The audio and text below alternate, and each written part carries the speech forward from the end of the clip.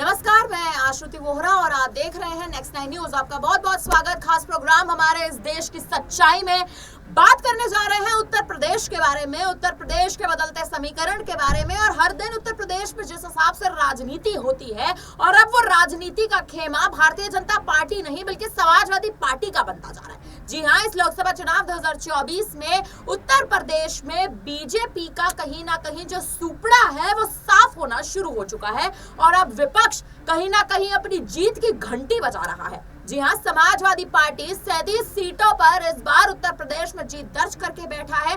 लेकिन अब उसी उत्तर प्रदेश में 9 विधानसभा सीटों पर बेहद जल्द एक तरह से कहें तो उपचुनाव की स्थिति जो है वो बन चुकी है। कुछ सीटें ऐसी थी जिन सीटों पर कयास लगाए जा रहे थे कि इन सीटों पर उपचुनाव होगा, जिसमें से एक सीट केसरगंज की भी थी, लेकिन वो मामला कहीं ना कहीं शांत हो गया।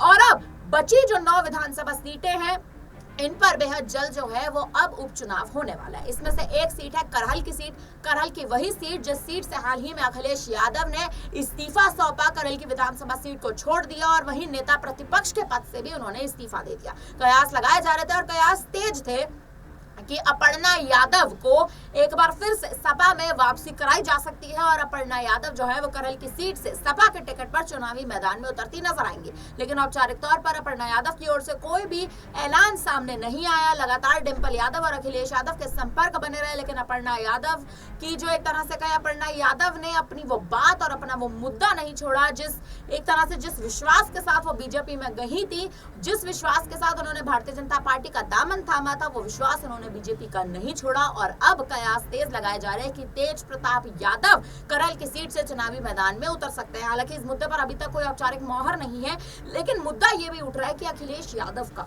जिस तरह से अखिलेश यादव ने करहल की सीट छोड़ी है, नेता प्रतिपक्ष का पद छोड़ा है, अब शिवपाल यादव का नाम जो है वो नेता प्रतिपक्ष के पद के लिए बढ़ चुका है। क्या शिवपाल यादव वो जरिया बन सकते हैं अपर्णा यादव का एक तरह से उनको सपा में वापसी कराने का? इसी मुद्दे पर बात करेंगे। हमारे साथ माही मौजूद है। माही, आपका स्वागत है। माही, पहला सवाल आपसे देखिए यही रहेगा, अपर्णा यादव की सपा में वापसी, शिवपाल यादव का बड़ा जरिया। शिवपाल यादव हमेशा यही कहते हैं कि अपर्णा यादव जो है वो हमारे परिवार के उसूलों पर चलती हैं, हमारे परिवार के, आप देखिए जिस प्रकार से कहीं ना कहीं जो सीख हमने अपने परिवार के बच्चों को दी है वो सीख अपर्णा यादव कभी नहीं भूलती। तो क्या वो सीख बीजेपी में छोड़ के क्या एक बार फिर सपा में अपर्णा वापसी करती नजर आ सकती है शिवपाल को मुद्दा बनाकर? जी बिल्कुल, देखिए आश्रुति, जिस तरीके से आपने तमाम जानकारी दी उसमें कोई दो राय नहीं। अगर इस बार भारतीय जनता पार्टी में अपर्णा यादव को कोई बड़ी जिम्मेदारी नहीं मिलती है तो जाहिर तौर पर उनके पास विकल्प क्या बचता है? अगर उनको अपने राजनीतिक कैरियर को आगे बढ़ाना है तो भारतीय जनता पार्टी एकमात्र विकल्प नहीं है। वो ऐसे परिवार से आती है जहाँ उनका परिवार में राजनीतिक दबदबा माना जाता है। ऐसे में अपर्णा यादव छोटी बहू है, उसकी वजह से भी उनका परिवार में हर कोई उनसे प्यार करता है, हर कोई उनको पद के लिए ऑफर भी करता है। अखिलेश यादव, डिंपल यादव, शिवपाल यादव, कभी भी उन लोगों ने इनकार नहीं किया।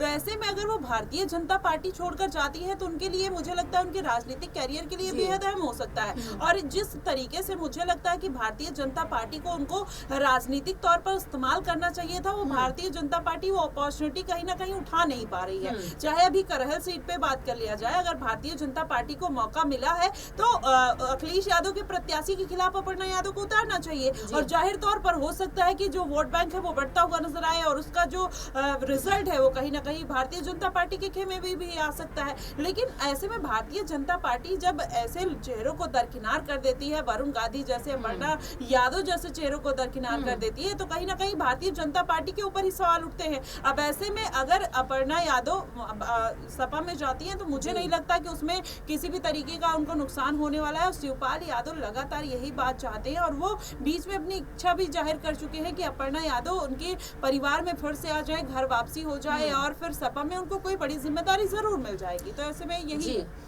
देखिए, अपर्णा को सपा में बड़ी जिम्मेदारी मिलेगी या नहीं मिलेगी, ये देखिए अभी भी बहुत बड़ा सवाल है, क्योंकि सपा में उनको जिम्मेदारी देने के लिए शिवपाल यादव लगातार दांव चलने का प्रयास करते हैं। क्योंकि अब आप देखिए शिवपाल यादव का जो नाम है नेता प्रतिपक्ष के लिए उठता जा रहा है। क्योंकि आप देखिए करहल से अखिलेश यादव का सीट छोड़ना, जिसके कयास नहीं लगाए जा रहे थे कि करहल की विधानसभा सीट से जो मैनपुरी में आती है उस सीट से कहीं ना कहीं अगर आप देखिए अखिलेश यादव दरकिनार हो रहे हैं या खुद को अगर दरकिनार कर रहे हैं सपा के हित में, तो इसका मतलब अखिलेश यादव भी कहीं ना कहीं रणनीति चलने का प्रयास कर रहे हैं कि अपर्णा यादव को कहीं ना कहीं वो सपा में वापसी करा सके, क्योंकि भारतीय जनता पार्टी तो उनको वो मौका दे नहीं रही है। आपने जिस तरह से जानकारी दी, देखिए पिछले 3 चुनाव में दर्शकों को बता दें कि 2019 में भी अपर्णा को मौका नहीं मिला, 2022 के यूपी के विधानसभा चुनाव में अपर्णा को मौका नहीं मिला, 24 के लोकसभा चुनाव में जो अभी खत्म हुए, संपन्न हुए, अपर्णा यादव को मौका भारतीय जनता पार्टी ने नहीं दिया। जब मौका दिया तो अपर्णा यादव ने खुद को दरकिनार कर दिया। मैनपुरी से उनको उतारने की बात हो रही थी डिंपल यादव के कहीं ना कहीं विरोध में, उन्होंने मना कर दिया, उन्होंने साफ एक तरह से इनकार कर दिया इस बात का कि मैं अपने परिवार के अगेंस्ट में, अपने परिवार के विरुद्ध में नहीं जाऊंगी।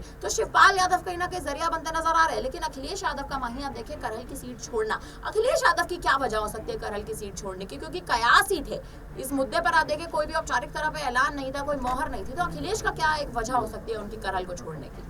देखिए आश्रुति, मुझे लगता है जैसे अखिलेश यादव अब लोकसभा में जाने की पूरी तैयारी कर रहे हैं और उनको पता है कि इस बार इंडिया गठबंधन की इतनी सीटें आई हैं और इस बार यूपी में जितनी सीटें आई हैं, तो मुझे ऐसा लगता है कि अखिलेश यादव कहीं ना कहीं अपने आप को आने वाले दिनों में या फ्यूचर में एक प्रधानमंत्री के तौर पर देखते हुए नजर आ रहे हैं। और वो मुझे लगता है कि वो कहीं ना कहीं अपने लिए एक प्रबल दावेदार के रूप में, जैसे इंडिया गठबंधन के साथ गठबंधन हुआ और वहां पर भी कोई पीएम चेहरा अभी तक डिसाइड नहीं हो पाया, तो अखिलेश यादव का जो दबदबा है, चाहे यूपी में है चाहे कांग्रेस पार्टी की तरफ से, ये ज्यादा माना जा रहा है। अभी जब टीएमसी के साथ गठबंधन था, तो अब जितने भी इंडिया गठबंधन में बड़े फैसले हैं कहीं ना कहीं अखिलेश यादव लेते हुए नजर आ रहे हैं। और राहुल गांधी ने भी सरेंडर कर दिया है अखिलेश यादव को। जब अमेठी रायबरेली सीट पर भी चुनाव प्रचार करने की बात थी या भारत जोड़ो न्याय यात्रा की बात थी, तब भी अखिलेश यादव की अहम भूमिका रही थी यूपी में। और ऐसे में जब टीएमसी की बात करें, ममता बनर्जी जब इंडिया गठबंधन को लेकर डिस्कशन करना होता है तो अपने भतीजे अभिषेक को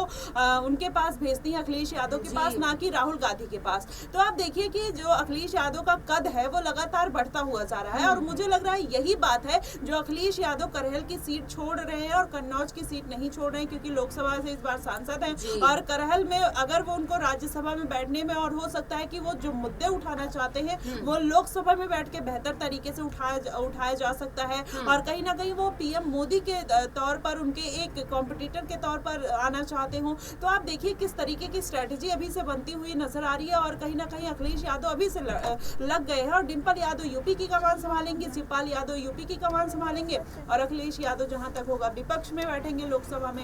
तो इस तरीके की रणनीति बन रही है। देखिए रणनीति तो इसी प्रकार की बन रही है क्योंकि विपक्ष ने आप देखिए कहीं ना कहीं इस बार जोरों आजमाइश करने की, जद्दोजहद करने की कोशिशें तो की थी। हालांकि अब देखिए देखना बेहद दिलचस्प यही होने वाला है कि क्या अखिलेश यादव जिस प्रकार से उन्होंने रणनीति बनाई थी, करहल की सीट उन्होंने छोड़ी और करहल की सीट छोड़ने पर कहीं ना कहीं उन्हें इस बात पर वो अपने एक तरह से देखे तो अपने एंड पर तो कहीं ना कहीं वो इस बात पर मोहर लगा चुके थे कि अपर्णा यादव वापसी सपा में कर सकती है। लेकिन अपर्णा का कोई भी औपचारिक ऐलान ना आना और सबसे बड़ी बात तेज प्रताप यादव का इस बार चुनावी मैदान में उतरना, वहीं शिवपाल यादव क्या वो जरिया बनते नजर आएंगे आने वाले समय में कि शिवपाल यादव जो है वो कहीं ना कहीं अपर्णा यादव की इस बार सपा में वापसी करा सके और भारतीय जनता पार्टी के एक तरह से जो पक्ष में भारतीय जनता पार्टी के लगातार अपर्णा यादव बनी हुई है, धर्मेंद्र यादव जो उनके जेठ है, उनके खिलाफ भी आजमगढ़ में कहीं ना कहीं वो आप देखे चुनाव प्रचार करती नजर आई थी। तो वो तमाम मुद्दे हैं जिन मुद्दों के चलते अभी भी शिवपाल यादव कहीं ना कहीं इस बात के लिए जद्दोजहद कर रहे हैं कि अपर्णा यादव को आखिर कैसे समाजवादी पार्टी में वापसी कराई जाए। फिलहाल देखना ये है कि आखिर अपर्णा यादव आने वाले समय में अपना रुख कैसे बदलती है, रुख बदलती है या नहीं बदलती, ये भी एक बहुत बड़ा सवाल